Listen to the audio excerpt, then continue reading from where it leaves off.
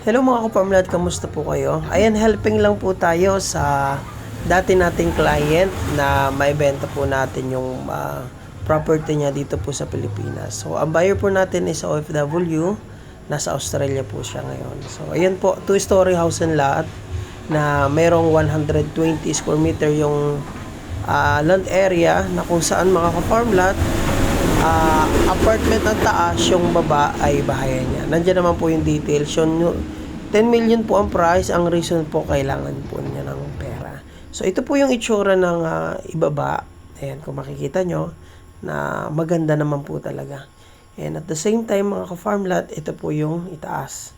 So, dun sa 10 million price niya, alam ko naman pong mahal doon, pero wala po akong idea sa bentahan dun sa kanila dyan sa lugar na yan. Ayan, kayo po makakapagsagot nyan kung akma yung presyo nyo or hindi.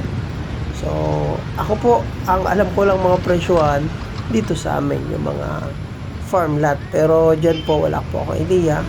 Hindi ko po masasabing mahal, hindi ko rin masasabing mura.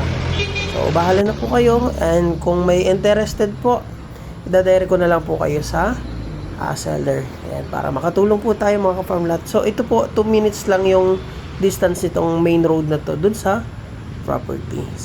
So ayun mga ka-farm lot, tulungan lang po tayo. Sana'y yung mga may binebenta rin dyan. So, pwede rin po natin gawin to. Makatulong po ako sa inyo na gusto nyo magbenta, and makatulong din ako sa naghahanap. So, maraming salamat mga ka-farm lot, and pagsabihan na po sa inyo lahat.